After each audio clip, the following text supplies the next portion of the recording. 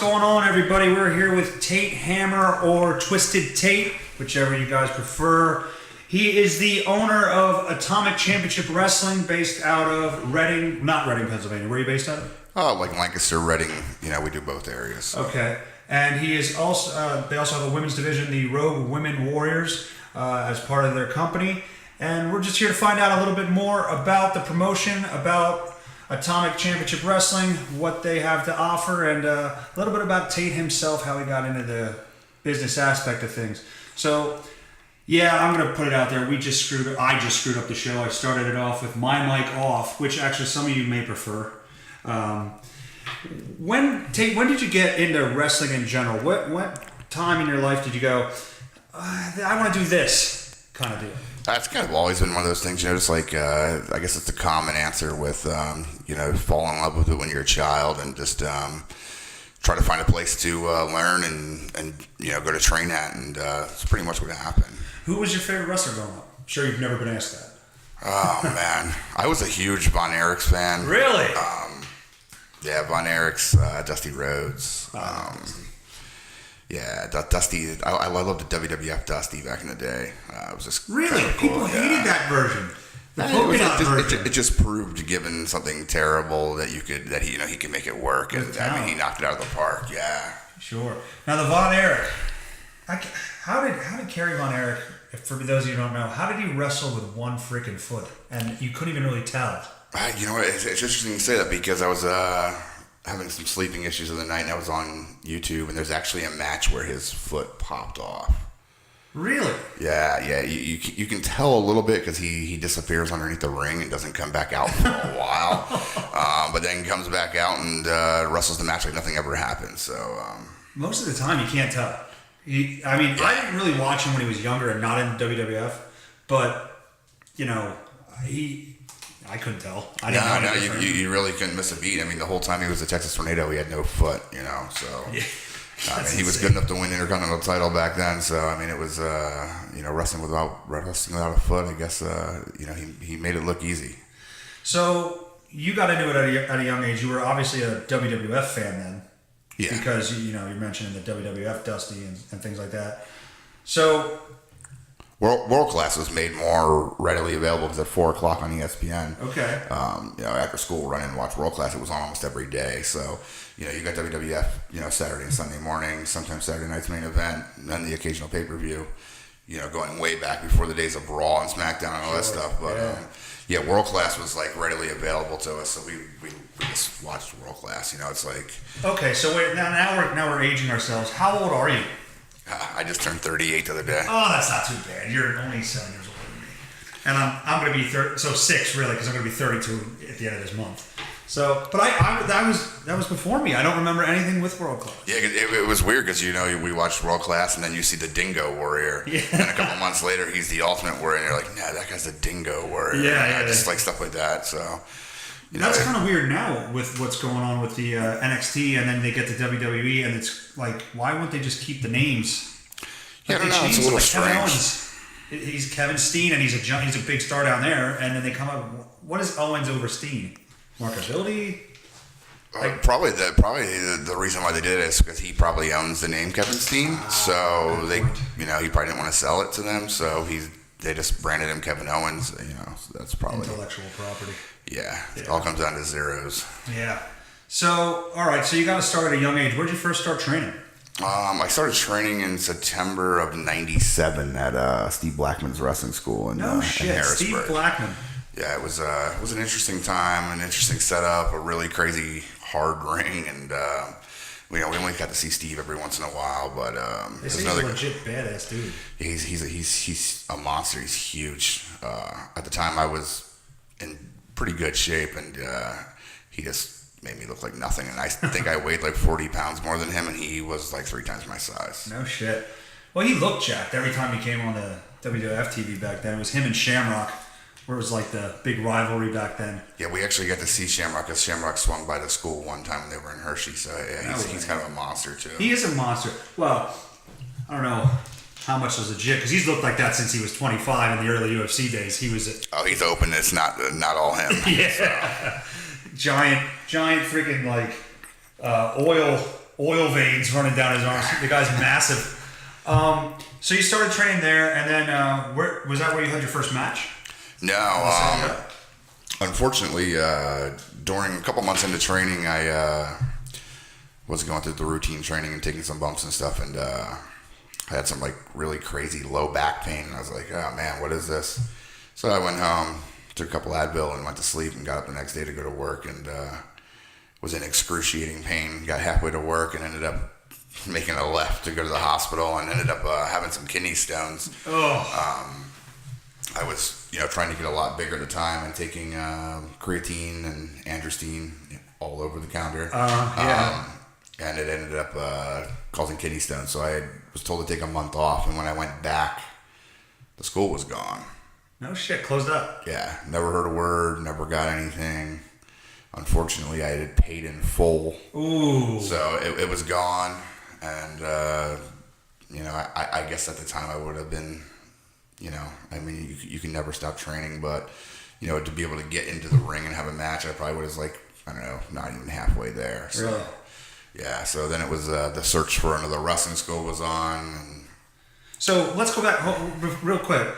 Did you have to get those kidney stones taken care of, or did they pass on their own? No, they were naturally passed in the most painful day of my life. So just pissing them out. Yeah, I actually ended up having them like 4 or 5 times again afterwards. Oh my god! Yeah. Damn.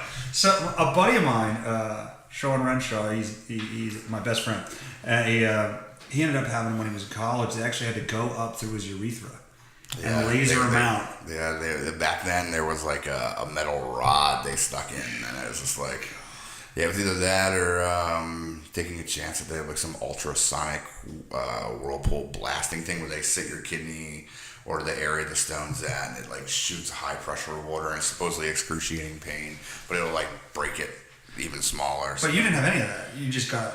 No, just naturally passed. They weren't. I think that's the best alternative, huge, so thank goodness. Because he had to have a stint in there then afterwards, so it doesn't close up. Yeah. Like for 7 days, he had a stint in there, and then they no anesthesia, and they take it out. Yeah. That sounds awful, doesn't it? Yeah. I'm glad. Knock on wood, that didn't happen. So the kidney stones, and then you're in the search for the new school. Now, obviously, you didn't get that money back. And how old are you at this time? 17. 17, and it's probably not cheap. No, it wasn't. I don't remember the exact price. I think it was definitely $2,000 or more at the time. So and 17, that's well, now even to me, that's good. That's pretty good. Yeah, the worst part about it was I started working a pretty much full-time job when I was 14, and saved all the money for it and just paid it in cash. So it was. Steve Blackman, you dick. So what do you feel about Steve Blackman now? There's like, I don't know if the school was necessarily his or somebody was using his name, because there was like Steve was only there periodically. So I mean, he was currently with WWE, and then there was another guy doing the training too. So we seen more of the other guy than we ever did of Steve. So it might have been under him. He just wanted the promotion of the name. Yeah. Okay. I've seen on both. I've seen on both stints. There's no hard feelings over it. I mean, I understand. Sometimes business ventures just go south, but I mean, the phone call would have been nice. Would have been nice. Or hey, we worked something out with another place. Just they're going to want this much cash. But there was none of that. So where'd you go?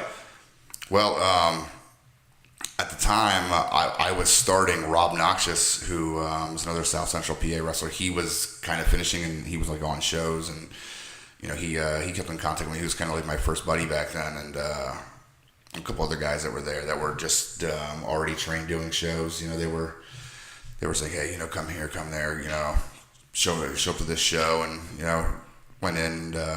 Rob Noxious said one day, he's like, we're gonna go down to the Mark and Troy Mess School and train a little bit. You're more than welcome to come. So we ended up going around and doing that, for a little while, and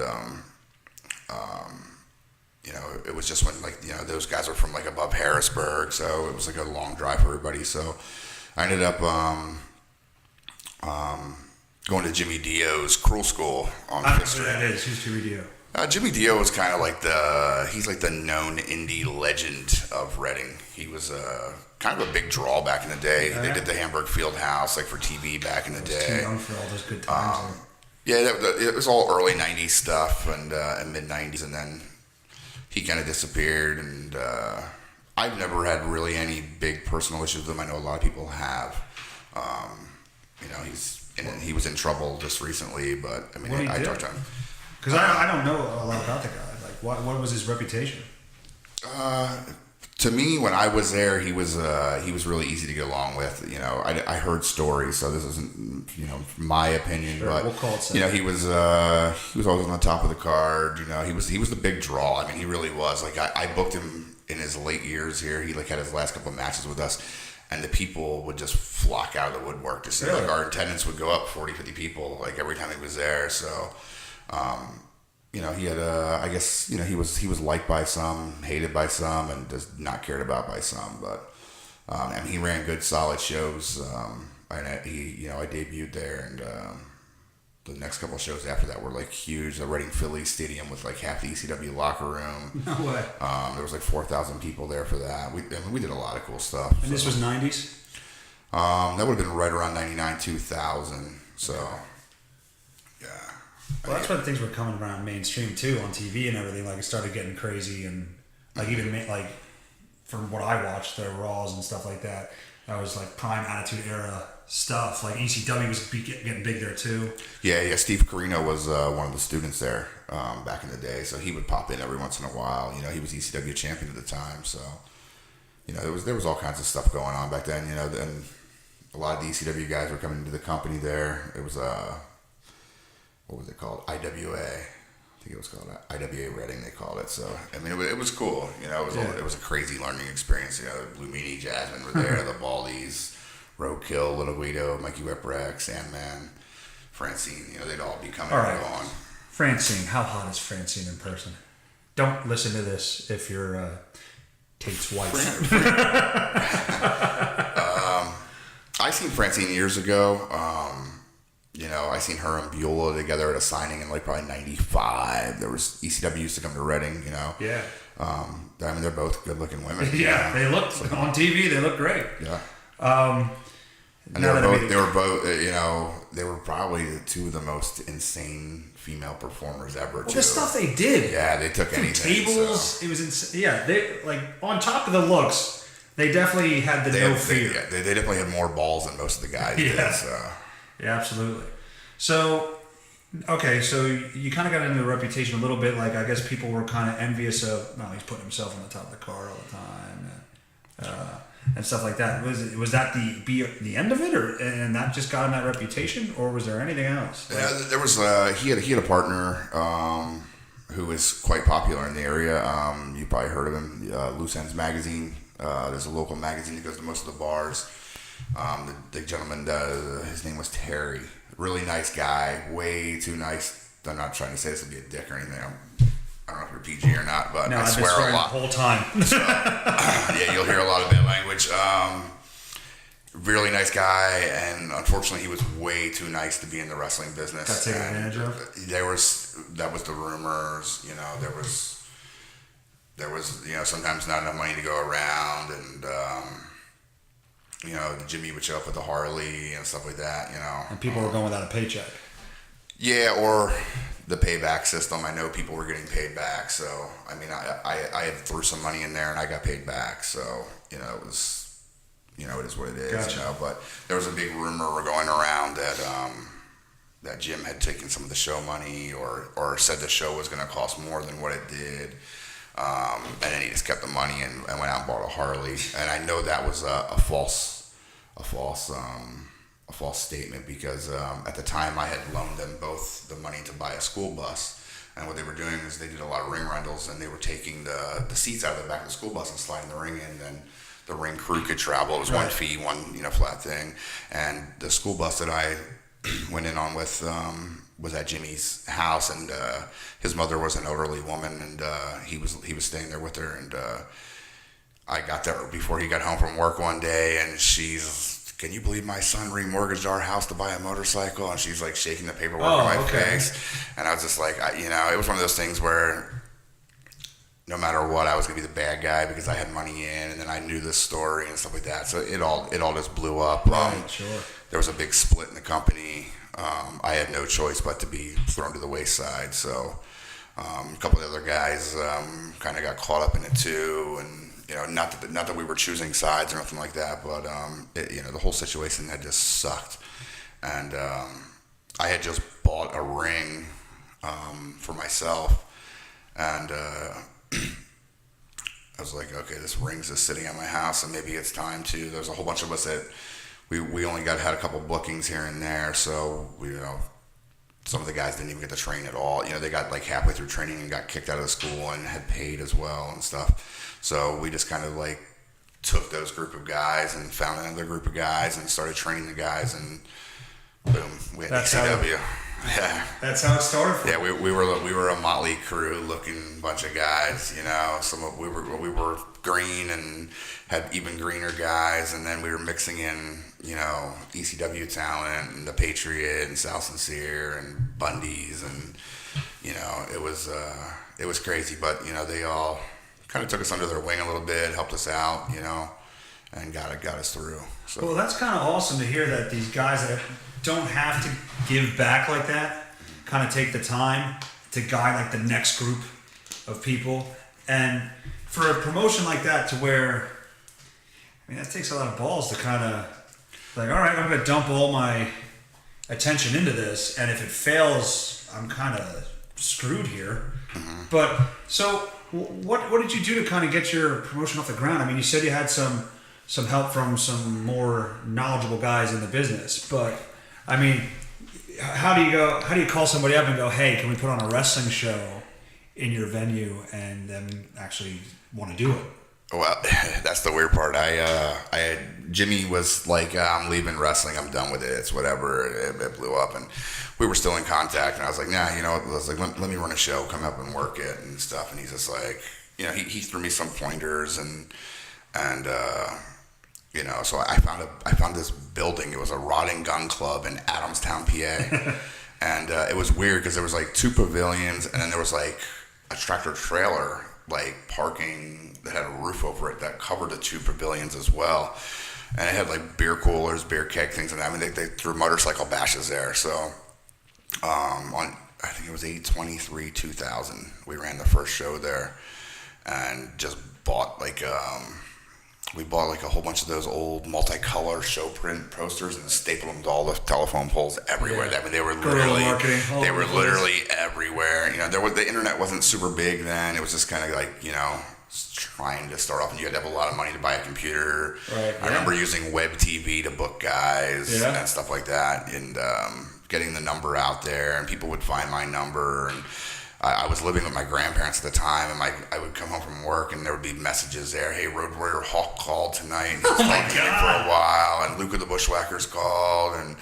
then she was like, hey, this guy Van Hammer called, and this was like the week of my show, and he's like, you need to call him back like ASAP. He said he has a cell phone, so it's like 11 o'clock at night, and I called him back. It was a Monday night, so I was like, Nitro. I didn't get to watch it yet. I always had the VCR tape going, and he's like, yeah, is this Tate Hammer? And I'm just like, yeah. It's like, who's this? I thought it was a rib, somebody just, one of the boys, and he's like, it's Mark Van Hammer. He's like, I'm driving back home from Nitro. I just got fired. I was like, He's like, yeah. He's like, my buddy heard about you have a show. He's seen it on the internet coming up like 2 days from now. He's like, can I get on it? And he's like, you only live like an hour from me. I was just like, I don't really have the budget for it, but let's do it. So he kind of like became a friend of mine for, we kept in touch for a couple of years, and we had like a little storyline going where, he came in there to put me over, and I kind of shit all over him. Yeah. So it was definitely an interesting time. It was a weird learning experience being that young, trying to get all the promotion done, tickets printed, and back then, you couldn't print your own tickets off your printer. Sure, no. Like the layouts weren't as easy, and or pre-done. So there was a ticket printing company. There was all kinds of fees. This is a fee. Yeah, learning about the state athletic commission, finding a doctor to be at the show, and all that stuff. It was just Do you still have to do that stuff? Oh yeah. I thought the state athletic commission stuff was done once it became. Well, this is okay. Maybe a different level, but I thought once it became entertainment, you didn't need to have it. Pennsylvania has a professional wrestling promoter's license. Yeah. Really? Yeah. So there's another fee. So when you're first starting out on that, and you're getting more name guys. Mm-hmm. What the hell is a a Sandman that's on ECW, and people are like staying up till midnight to watch him.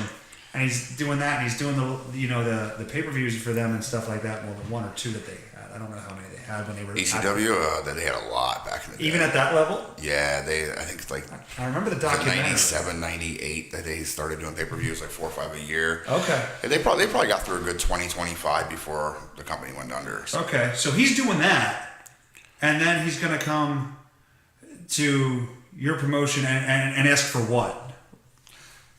Well, here's the understanding too. Today's age money to 2000 money. Okay, totally different. You know, I mean the minimum. I know I was made minimum wage at like 505 or no $4.85 an hour. Yep.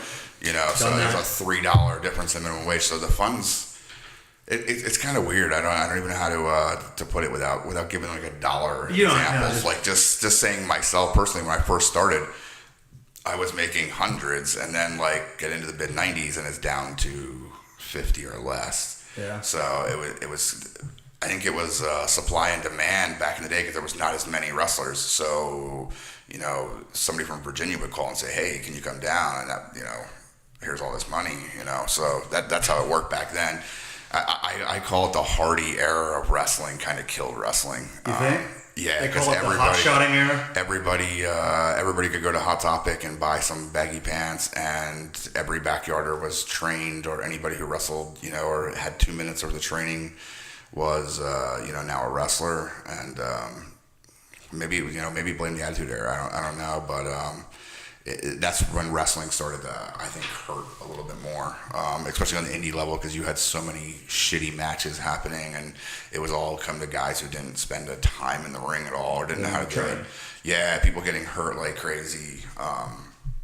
You know, it was a trampoline era of wrestling, I guess. Yeah, well, I've seen those YouTube videos, the backyard wrestling, where it's insane. And they're taking bumps on freaking rock mounds and like all kinds of crazy stuff. And I mean, it wasn't the Hardys per se, but I mean, they came out with that look. And you know, I know Matt Hardy, and I haven't talked to him in a year or two, or about a year. But you know, he's always been a really nice guy, and he's like mega talented. You know, so. What do you think about the broken Matt Hardy gimmick? I think it's good for business because it's different. You know, he doesn't go out there and pretend to be like this hard ass. You know. He actually has his own, you know, persona, and it's not happening on 3 other different TV wrestlings, sure. And you know, it makes him stand out and above and beyond, and it's not like gimmicky, like as far as like early '90s plumber or something. No, stupid. He doesn't have a career. But yeah, I think it was good for business for himself. I mean, I'm sure he's made millions of dollars off of it, so I definitely think it's good. That's like I'm a big fan of the Wyatt family. And, yeah, that I agree with. I like the, I mean, even the New Day is like, they have like that weird, their own zany thing. It's cool. You know, I mean, the Attitude Era again comes back in. Everybody was a hard ass. You lost the enhancement talent guys out. Every match is a pay-per-view match, mm-hmm. And it kind of killed the pay-per-views to me. So I mean, in a way, it hurt wrestling. You know, so when they had like Strowman back and he was like wrestling the enhancement talent and stuff, I thought that was like really cool because it was good for business because it showed the monster he really was, and it kind of boosted him up. So. Yeah, I still feel like there needs to be a little bit of zaniness into wrestling. There needs to be a little bit more edgy stuff into wrestling, and there needs to be enhancement guys in wrestling. So they did bring that back a little bit. Like Asuka's first couple matches were, you know, enhancement talent, mm-hmm. That she just walked through in like 14 seconds. And I agree with you. Like the Raws and the SmackDowns they're like generic pay-per-views. Yeah, they need to just be getting the people over. They need to get over to then push at the pay-per-view. Yeah, that's how I feel about it. Now I can't do the broken Matt Hardy thing. I can't. The 4 minutes of laughing back and forth. That what the hell Raw was that? Where the whole time is for 4 minutes. Yeah, that's entertaining to me. You know, I think that's. You know, a lot of people will come on and say that they hate Joey Ryan. You know, oh, Joey Ryan does this dumb stuff. I wrestled Joey Ryan twice. I made more money than I've ever made in wrestling off of him. I sold more gimmicks those nights than I've ever done. It was the easiest time on my body.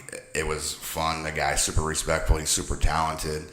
And, you know, a lot of people will be like, oh, well, Joey, it's all he knows how to do. It's just stupid stuff. I mean, Joey Ryan's the founder of Pro Wrestling Guerrilla. Yeah.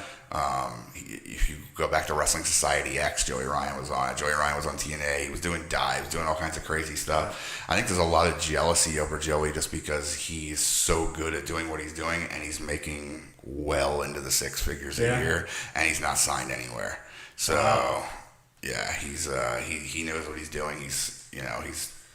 He can wrestle till he's 70 if he keeps doing what he's doing right now.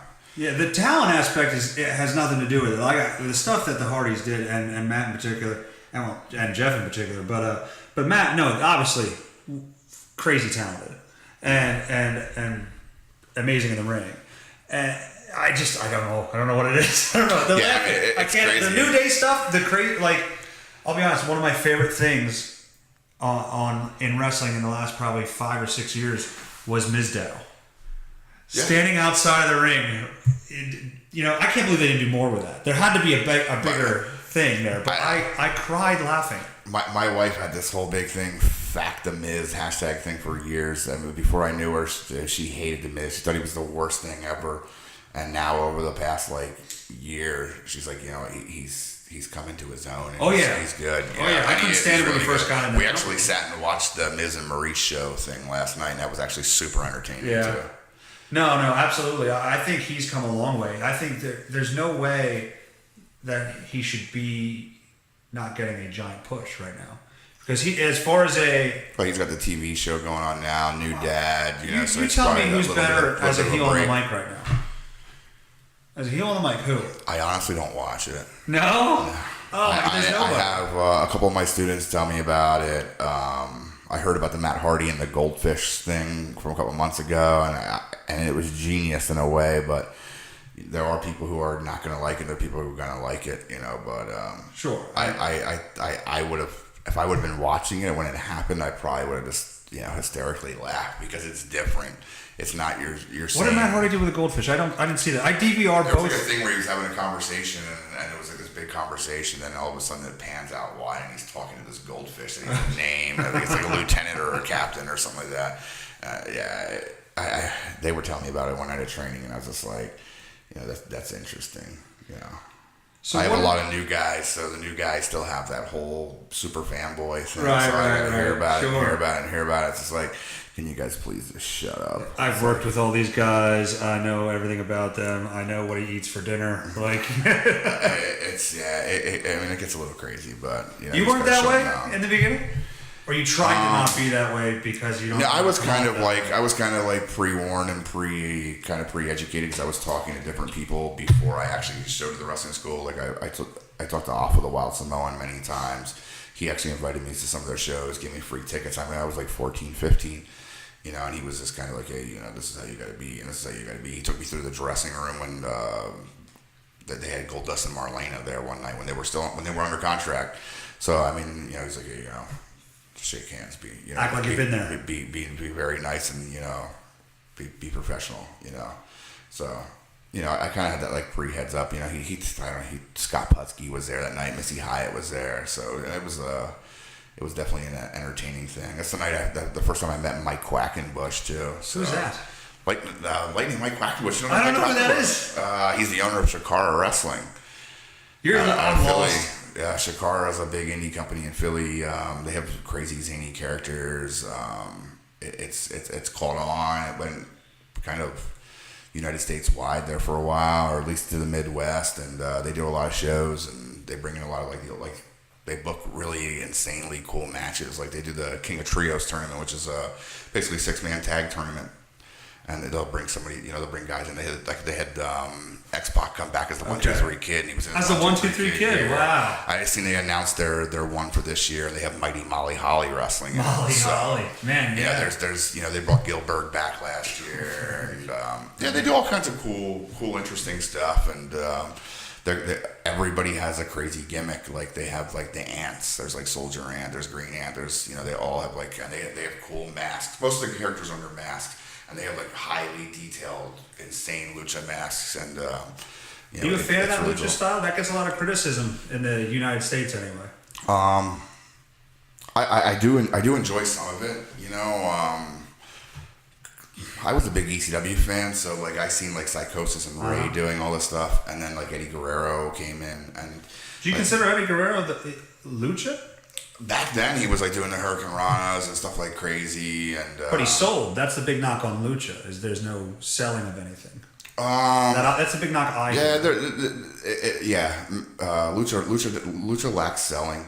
I think a little too much, but otherwise, you know, it's entertaining. Phenomenally athletic. It brings up, like, if I see an indie show and there's like, you know, there's like one hardcore match and then there's like a lucha match and then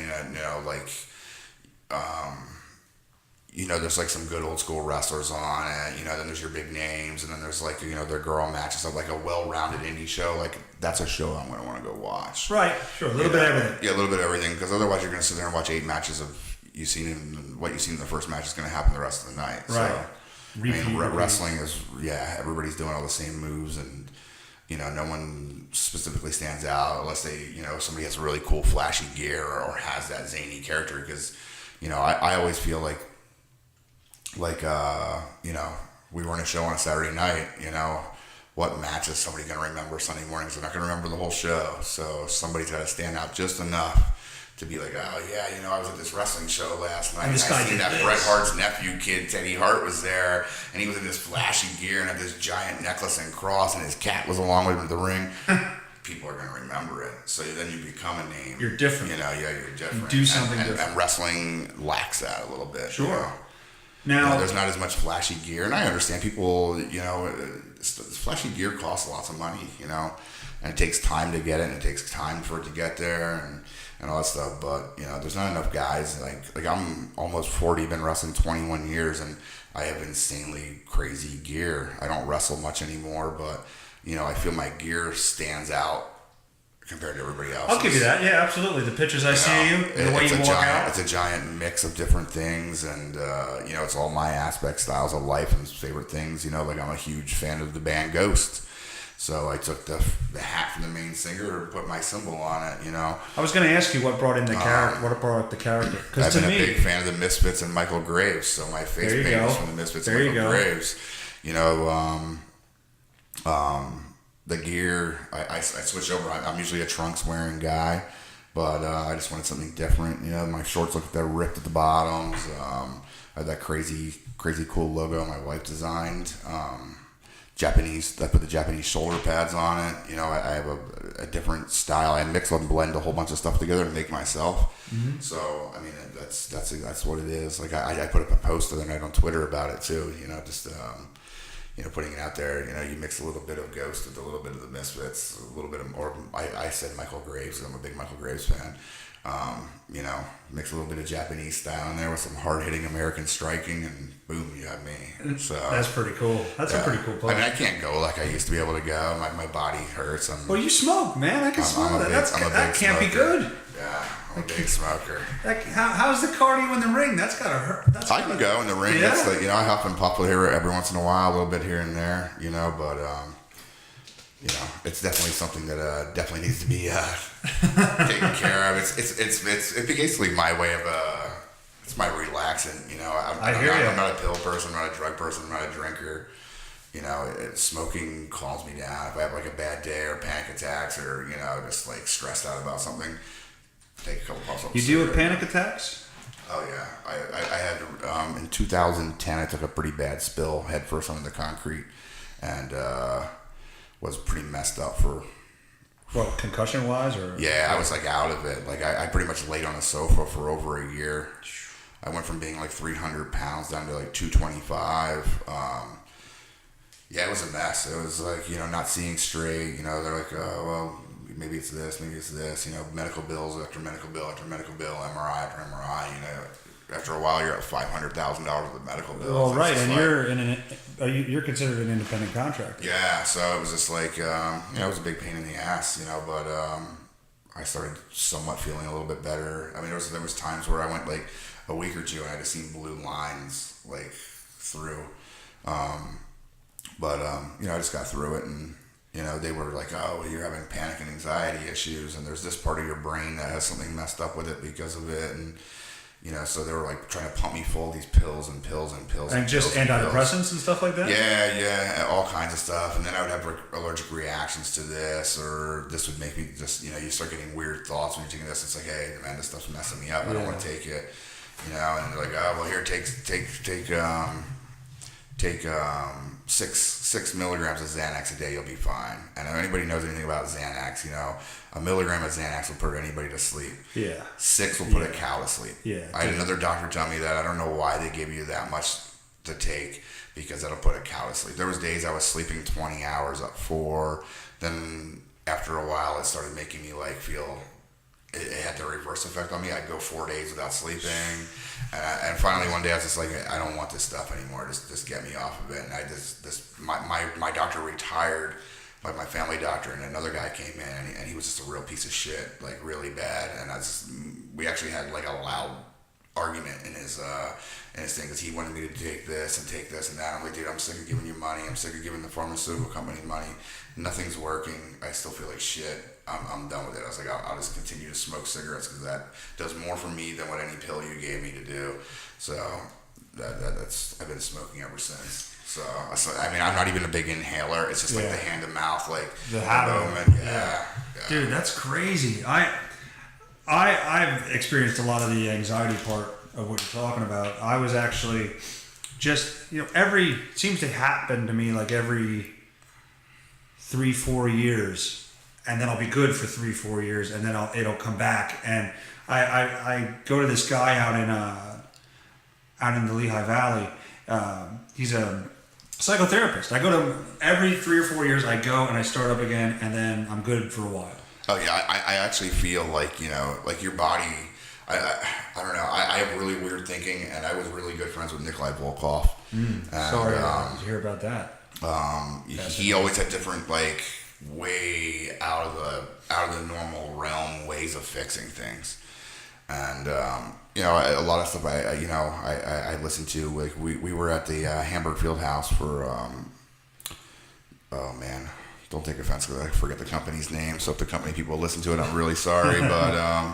And we had a long talk with him, me and my wife, right? We had a long talk with him, and he was just telling us like different things, and he always, hey son, how you doing? And he was like a blunt old man, so he'd be like, oh, you're looking really fat, or you're looking this, and he's like, oh, you lost some more weight, and I'm just like, yeah, he's like, well, how are you doing it? So then you have to give him your whole rundown of how you're losing weight or what diet you're on. And then most of the time he would, he had his way of doing things. I mean, for him being, I think he was 71 when he passed away. He was in amazing shape for a 71-year-old. Took care of himself. And he didn't, from what I heard, don't quote me on this if it's 100% truth or not, but what I heard is he went into the hospital like a week or two before he passed away with dehydration issues. And, they told him he's having heart problems, and they wanted to put a stent in. And he's like, oh, no, I don't believe in that. I can fix it myself. And supposedly, from what I heard, is from him not getting the stent. So he had a heart attack. He had a heart attack and died. Oh, man. So, I mean, yeah, he was a great guy. I mean, I've known him since I first got in. Like, the first year I came into wrestling, I'd see him, and I have had wrestling matches with him. He was a funny guy. He pulled ribs on me. He choked me legit and made me throw up in the ring one time, or at a show. I shouldn't say in the ring. I got out of the ring and underneath it.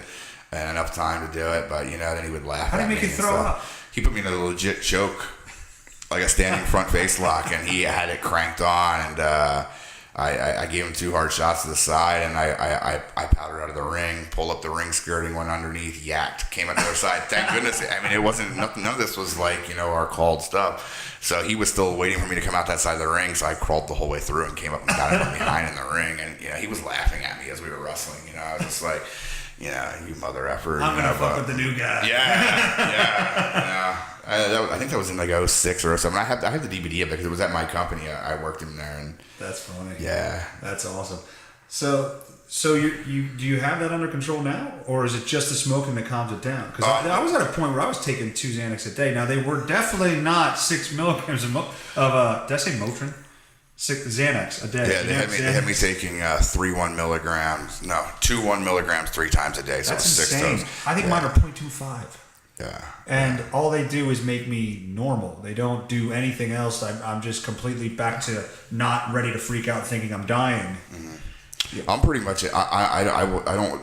The most I will put in my body is like an ibuprofen, and then I'll sit there and I'll like open up this thing and I'll like, man, I really don't want to put this in me. You know, I take a big pride on not being a drug guy, or yeah. You know, I do.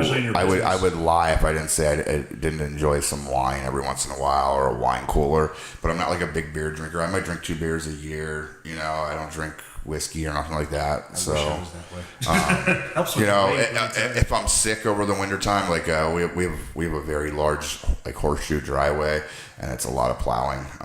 You know, if I get sick or something like that, I always usually keep wild turkey around and just take a shot of it, you know, to burn it out of me. But you know, I've also found that if you eat hot wings when you're really sick, like really, really hot wings, you're normally pretty much cured the next day. No it's shit. So hot. Yeah, the snot literally just falls out. Well, oh yeah, it opens up your eyes start going on. Yeah, you start getting hot. You know, it's like cooking the fever out or cooking the virus out of you. That's all. So I eat a lot of hot stuff. I'm gonna have to try the hot wings method.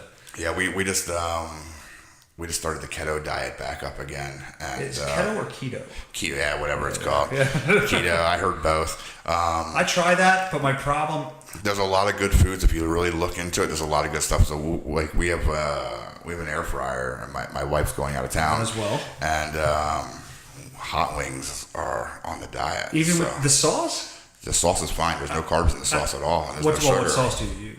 Well, you can use Texas Pete. Okay, Texas Pete is okay. See, the sauce I make is probably... And Mike's Red Hots is fine, too. So you just dump that shit all over them. And, well, you know what? Yeah. Frank's Red Hot. Frank's Red Hot, Frank's Red Hot. That has a lot of salt and shit in it. That's okay. Salt's fine, yeah. Wow. I've been looking into it. No sugar, no carbs. I've been looking into it, and... We try to stay under 22 grams of carbs a day, I think is what... My wife's in charge of this. She just tells me everything. There's no bread at all. No bread, no pasta, no rice. I'm a huge sushi guy. I like rice though. I love sushi. I could eat. I about 3.5 years ago, I was pretty large. I was like probably about 290. And where are you now? You're still a big guy. I'm probably pushing like 255, 250, 255, 260. Well, I see your Facebook posts and Instagram. You're starting to get back in the routine. At one time, I used to power lift, and I was up to 340 at one time. But I mean, I was like jacked 340. I was never jacked. Like I can't get jacked. Well, I'm not talking about ripped. But I had like the old. Like the old power lifter look, just big and thick and somewhat solid. I benched 515 at one time, like for 3 reps, and I always like, oh man, I should have kept at it. I could have done more. I have a guy who wrestles for me, Ox Hog, and he holds like I'm pretty sure. Don't quote me on this. I'm pretty sure it's like a military correctional police world record at an 800 and some pound bench. Jesus Christ, that's insane. I can imagine. He gets to Facebook, and he's I think I have the hands to hold a bar. He's that has that much superhuman on. strong. I've wrestled him several times, and he's just so strong. Great guy too. Well, for your sake, I hope he is, because you're wrestling him. He can do what he wants. Yeah. 800 pounds. So what would you say is? Let's get back to the wrestling side of this. Get away from our personal issues. What's the craziest? First off, what's the craziest thing you've seen in the ring, and what's the craziest thing you've done in the ring? Craziest thing I've done in the ring is I wrestled a student of mine probably in like 07, 08. Really good guy. He just started coming back to wrestling. Very talented. He wrestled with Joey Mansoni, and we had this big heated feud up for like this secondary title in our company back then, and. He was a big Combat Zone guy. Like, he loved Combat Zone wrestling. He liked to death match crazy shit. So he's just like, I challenged him to a cage, okay, just off the fly. Okay. He had no idea it was coming, We didn't have a cage, so we just, we did a lot of shit where we didn't have the stuff, and so we just literally. Make a cage? We literally just went out and found cages. We put out things on Craigslist. We put out different things back, then, and people would just be like, hey, here's $25. You can have this section of cage. So we just basically paneled all our cage together, and then it became, well, how about we do fans bring the weapons? And I was like, yeah, whatever, let's do it. This is all on the mic in front of the crowd, like it was just all spur of the moment weird shit. And the match came around. We built this. A bunch of people had like 8-foot dog like fencing. Yeah. So after like three different families that had it, we had our whole cage put together, and You know, it was like an old beat up cage, but I mean, it did the job and it stayed up. So that's the key. Yeah. So did you have to climb out of it, or did you just go, okay, we're going pinfall? There was a ref in there because of all the weapons and stuff. So show day comes, you know, I'm already stressed out. I'm running the show, trying to make sure there's enough fans there to pay all the bills and all that stuff. And I don't like ever putting myself last, but it's a cage, and there was going to be shit everywhere. So I was like, all right, we had the main event. So I'm seeing people coming through the door, and they have like crazy stuff. Well, here he got his friends, I guess, to making all these thumbtack weapons, and there was Christmas tree balls and barbed wire and all kinds of stuff. So, yeah. And who was this guy again? Say it again. Say his name. Joey Mansoni. Joey Mansoni, you're insane. You asked for more pain. He's all scarred up after that match. Like you know, that was his thing. And he liked it. I remember bumping into a pile of Christmas tree balls, and my back was bleeding pretty bad from it. And what does that feel like? It just hurt for a couple minutes. Was it quick and then it's over? Yeah, it was quick and then it was over. But the worst part about it is like, you know, I'd wake up like weeks, maybe a month later, and I have like a blood stain on my bed. I'm like, what's going on? And here it was the glass from the curvature of the balls went underneath the skin and just in, and then, you know, it just stayed in there, but it was trying to push itself back out. Yeah, your body's rejecting it. Yeah, so that was weird, pulling glass back out. You know, that's a panic attack waiting to happen. Thumbtacks are they hurt, you know, but the barbed wire cuts, you know, obviously, but it's all pretty quick, kind of, you know. Yeah, pain. It's not like quick, lasting. You don't feel it every getting bump. Cleaned up afterwards and stuff is just it's just pretty nasty. Yeah, I'm not one for bleeding and anything like that. You know, I'm kind of anti-bleeding in a wrestling match. You know, or if one person's bleeding, the other person shouldn't be. You know, it's just a mixture of blood. You never bladed? No. Never bladed? No. Do you guys do that? Don't have enough money. It's illegal in Pennsylvania. Okay. Yeah, I'm pretty sure you can get a felony 3 if you get caught doing it, and the doctor says, yeah, that's a cut instead of an accident. So if you decide we want to do something like that for a match, it's got to be the hard way. The hard way, as they say. That's crazy. The hard way has happened several times at our shows. Tell people what the hard way is. The hard way is when you accidentally get busted open, when you don't plan on getting busted open. There was a guy who took his head off one of the guardrails, and he had a gash in his head. I mean, a gash. I made our guardrails. I welded together like legit steel guardrails. They're not the aluminum ones that push like bicycle racks. I mean, they push, but I mean, when you hit them, they're steel guardrails. We actually had not to get too far off, but you said a crazy moment. In ACW, we brought in Nick Gage. Okay. I don't know if you know Nick Gage. I've heard the name. I can't picture him. He's a big Combat Zone guy, legit nuts. I mean, he's a super cool guy. Has a storied past. But we brought him in to do a show, and I said, hey, you know what? Nothing crazy hardcore, nothing like that. And I unfortunately had to leave the show early. Well, me and my wife had to leave the show early because they were doing a Hall of Fame induction in Lancaster, and I was an inductor. So I had another guy just quick watching over the show because there was only 2 matches to go, and I get back and all, you know, my guys loaded the truck up, took it back to my house, unloaded it into our storage area and stuff. And a couple days later, I'm like, hey, what's up with that guardrail? And this was a solid steel welded together guardrail. Well, here during the match, it was Nick Gage versus John Dahmer, who's the trainer for CCW back in the day. He kind of trained everybody who's anybody, Adam Cole, all kinds of cool stuff.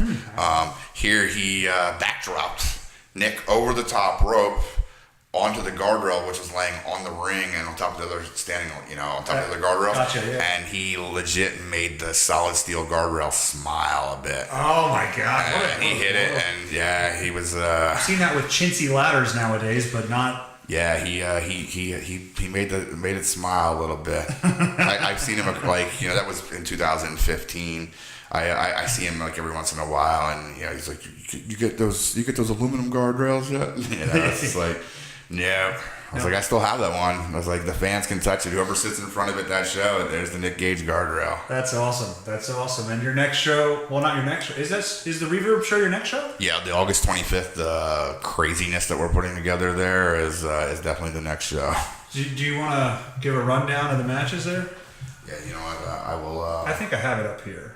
If you want to read off. I think I have it pulled up on my phone too. I just gotta. I see the Sandman here. Is he going to be the Sandman here? Is he going to come out with a kendo stick and the beer? And... We just added him into the show.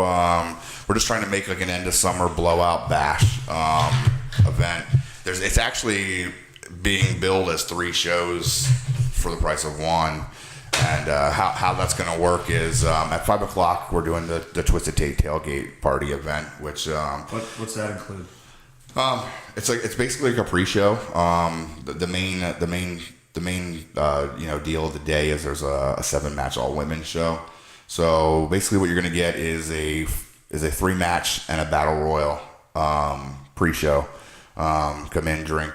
There'll be beer flowing everywhere, mixed drinks, whatever you guys want, and there's food. The Club Reverb was the old 1402. It's a really big venue, super cool. Did that move? Why did I think that moved? No, that's across the street from the Pike Cafe in Reading. That's where the Reverb is. Yeah. Yeah. Okay. Yep. All right. I know where you're at. Yeah, the Pike Cafe is very good. We stopped there for lunch. The wings are phenomenal. Small but phenomenal. Yes, very good. We have the 3 matches are announced. Colby Carino, who was the son of Steve Carino, the ECW former heavyweight champion. He's our cruiserweight champion. He's going to be wrestling Sage Matthews, who is debuting that night. We also have John Dahmer and Rob Noxious, who are kind of like legends of the area, longtime veterans. They're wrestling 2 guys who are relatively newer, 5 years or less, the rising star Rob Lloyd and Suicide Myers. There's a little bit of a storyline to that. The young guys took out the old guys 2 months ago, and this is like the big return bout. There's also going to be a battle royal, probably going to be every 30 seconds, every minute. There's going to be a new person running out to the ring. Also, the Sandman is on the first part. And then there's myself versus Scotty Jeffries, which has been ongoing for months and months. Title match. Yeah. Title match. Yep. Big title match. I got to tell you, the first time I saw your picture, I thought of my cousin who was terrified by Papa Shango as a young man. He would have nightmares, and I wanted to. I'm actually going to text him your picture because I saved it to my phone, and he's probably going to shit the bed. But that's the first thing I thought of when I saw him. Like, holy shit, that's Papa Shango. A little different. It does look a little. Yeah. Now that you said that, I am seeing that. I'm a big vintage figure collector too, and some guy was going to make a custom figure of me, and I see you just painted Kamala. Yeah, that's a 2-up. A 2-up, which I just learned about them in the last 6 months, and they were like mine's a reproduction. There's a guy overseas making them, but the original Hasbro line of WWF figures in the early '90s, they were 4-inch figures. But when they went into production, when they had to design everything, they would make what they called a 2-up. So there was like a 10-inch or 10-inch figure produced, and then they would just scale it down to what was released to all of us. And of course, Zack Ryder found some, and he seems to be big into that. He spent a lot of money because he has 2 of the original prototype, or they're one of ones. It's Axe and Smash, and I think he has them for sale for $26,000 for the pair. And he also has the never released Rhythm and Blues Greg the Hammer Valentine figure, which I hear could be one. There's actually 3 of them. Zach has 2 of them. One of them has a broken arm, and his buddy actually owns the other one. And his buddy, I think, paid $16K for the first one that went on eBay. Wow. So, and Zach's are like mint. That's insane. Besides, like the piece that holds the 2 arm pieces together to hinge it is not there. But yeah, Zach has he's a big crazy figure collector, big kid. That's what I hear. I was just listening. I don't know if you listen to a lot of podcasts, but Sam Roberts has a podcast where he was interviewing a lot of guys. I forget who he had on that told him that. But yeah, they were talking about, they were kind of busting on him. Zack Ryder and whoever he was interviewing were friends, and they just kind of talk trash on each other all the time. And that was one of the things he was making fun of. He puts up in like shadow boxes and stuff, hit all his old gear, and he was making fun of him about that though. Nice. He's a fanboy of himself. Nice. Yeah, a lot of guys do the whole gear thing. Yeah, So I don't see a problem with cool. I usually just sell mine off so I can buy new stuff without having to spend any money. There you go, get it for free. So I interrupted you. No, it's good. That's the initial pre-show, and then we go into a 7-match all-women show, which is going to be insane. I'm actually looking forward, not only as the promoter, but and the wrestler, but as also the fan of up and coming talent and stuff. I'm really looking forward to watching this, the women's show myself. There's female talent from all over the place. I think I counted like 7 different states, 2 different countries that are going to be there. So it's going to be literally insane, and it's headlined by Lufisto versus Trixie Tash, who's a student of mine, who's also the champion in a steel cage. So, wow. Now is this the old steel cage, or is this a new steel cage? It's a chain link steel cage. Yeah. So, which is, I haven't seen or heard of a women's steel cage match in this area in forever. I'm sure there's not many. It'll be super cool. And then we have Thunder Rosa, who is also known as Cobra Moon on Lucha Underground, against Willow Nightingale. Sally, who's a great talent. That is an insane face that she's making there. Yeah. I'll see that when I close my eyes. She's the former Rogue Women Warriors champion. She's from Canada. She'll be back down against Tess Valentine, who's also a former champion. Ali Rex against Angie Sky should be phenomenal. And then we have a tag team match, Aziel and London Ali with Gillette versus Jules Malone and Ashley Vox. Pink Flash Kira versus Laura Lovelace, and Mary Lee Rose versus Gemma Cross. That was 7 of them. So that rounds out the women's show. Definitely come out and check it out and support these crazy female performers. They're really good. And then we move on to the post show, which is Bro Keller's after party. For those who don't know Bro Keller, he just did some stuff on Raw and SmackDown a couple weeks ago. No way. As an extra. Yeah, he was in one of No Way Jose's. Oh God, the conga line. He was also on SmackDown in a funeral scene with Kane's head with the Miz. Yeah, and then Daniel Bryan came out and wrecked him, but. The main event of that of the after party is Bro Keller against Teddy Hart, who is the ACW champion. Anybody who hasn't seen Teddy Hart, he is worth the price of admission to anything alone. No, I've seen him. I've seen a lot of it, not a ton of his matches, but everything on the main, like Raw and SmackDown when he was on there and doing stuff with Brett, actually, with that whole angle with Vince where he was going to get that one last match. And then they thought the whole family was going to turn on him, and he comes out, and the whole family is now against Vince, and they beat the crap out of him, and then let Brett put the sharpshooter on him. But yeah, he's a phenomenal athlete, and all the skills were there. I'm not sure what happened with that, but the skill. I think just too young, too crazy, too futuristic of a wrestler at the time, I would say. What do you mean by that? Like he was way ahead of his time. Like before the Hardys, there was Teddy Hart. I mean, Teddy Hart's been doing this shit forever. I mean, the crazy backflips, the moonsaults, the dives, everything. I mean, he has no fear. You might be thinking of the wrong guy. Yeah. Teddy Hart was. Who was the guy in the WWF? Teddy Hart. He had just the front hair. You're thinking of Tyson Kidd. Tyson Kidd and yes. Teddy Hart and David Hart Smith were the New Hart Foundation. Yes. For a hot minute. Yes, I am thinking of the wrong guy. Yeah, Teddy's the guy who makes publications for getting into trouble and doing all kinds of insanely crazy cool shit. So, gotcha.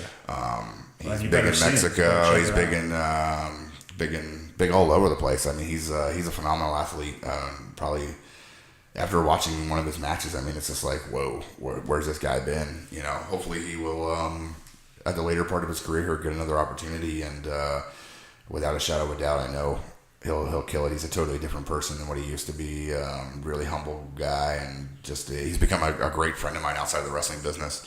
And he's well deserved of anything cool that comes upon. He just returned to AAA in Mexico, and he's on MLW, the Major League Wrestling thing that's coming out. He's all over the place. I mean, he's definitely an international talent who's phenomenal. Fellow cat lover. So then there's the Jamie Senegal versus Stan Styles crazy attraction match.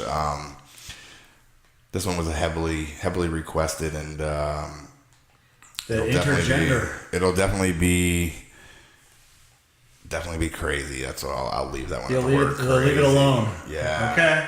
Yeah. So you better show up and find out. Yeah, that one's going to be probably worth the price of admission alone. Then we're going to do a number one contender scramble. Laszlo Arpad has been announced for that soon already. There will be more people announced as we go on to the week of the show. So leading all the way to the week of the show. So, well, that sounds like an amazing show, man. 14 matches. Definitely getting your money's worth. Yeah, 14 matches. It's billed as 3 different shows. There would be a break in between all the shows. So the women's show will be by itself. So if you want to come just watch the women's show, then just come watch the women's show. If you just want to come watch whatever, the ticket prices are all still the same. So it's one price for all 3 shows. Yep. Okay. $30 for a front row ticket, and advanced general admission is $20, and at the door is $25. I mean, you can't beat that. It's 14 matches. No, sounds like a great card. Sounds like a great night. Atomic Championship Wrestling at the Reverb Nightclub across the street from Pike Cafe. So all you people that like wings should know where that is. Starts at 5 o'clock on August 25th. Make sure you get out there and check it out. I have not seen a pro wrestling show in a long time. Last one I was at, I've never seen an independent one. Last one I was at Royal Rumble in Pittsburgh, and they booed everybody out of the building. But this one, I like to see the down dirty kind of grassroots style of professional wrestling. So I definitely am going to be checking this out on the 25th and talking about it on this show. And hopefully we can have Twisted Tate Hammer back on the show to talk about his promotion some more. In closing, is there anything you want to talk about? We have I guess you would want to call it the new lingo for it is a network. It's on Pivot Chair. Just type in Atomic Championship Wrestling or ACW Wrestling. It'll come up on Pivot Chair. It's like $4.99 a month. I think it's up to like 125 hours of wrestling is on it. That's all through us. We also have like co-contributors, Bar Wrestling, which is owned by Joey Ryan's on there. A whole bunch of them. It's definitely worth checking out. There's probably 70 women's matches, probably 130 men's matches on there so far, and it's just weeks and weeks worth of watching. Like us on Facebook at atomicprowrestling.com. No, it's AtomicChampionshipWrestling.com. ACW Pro Wrestling on Twitter. You can follow me at Real Twisted Tate on Twitter, Twisted Tate on Facebook, Tate Hammer, whatever you want to get a hold of me on is the best way. I have no idea what my Instagram is, so I'm kind of new to the Instagram world. It might be Real Twisted Tate on Instagram as well, but if I could sign in, I have no idea. But definitely come out and check out the show. The website's at atomicprowrestling.com. You can buy tickets through the website. You don't have to leave your house to buy them. There's a ticket outlet in Ephrata, Pennsylvania. It's a Retro Road, a new video game store called Complete in Box. That's just worth going to in itself. There's arcade machines and they're on free play, so take your kids, go have a good time. That's pretty much it. Real Twisted Tate on Twitter. On Instagram. There you go. I needed help with that. All right, man. Hey, thanks for coming on the show. I appreciate you traveled out here the long for me. 30 minutes is ridiculous.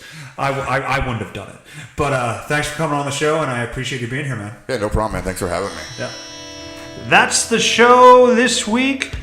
Thank you, Tate Hammer, for being on the show. Wicked Tate, Twisted Tate, Tate Hammer. Check us out on Instagram at the I'm Just Saying Show. Don't be afraid to check us out on Facebook at facebook.com/I'm Just Saying with Justin Werley. It's probably way too long. That's probably not what it actually is. Just look up I'm Just Saying with Justin Worley in your little search thing on Facebook, and we'll call it a day. Check us out on Instagram on the I'm Just Saying Show, on Twitter at Justin Werley, we're also on Stitcher now, so don't forget to look us up there. YouTube as well, the I'm Just Saying Show with Justin Werley, or I'm Just Saying with Justin Werley. I don't know what these are. Search them out. You'll find them. We'll be there. Appreciate you listening. See you next time.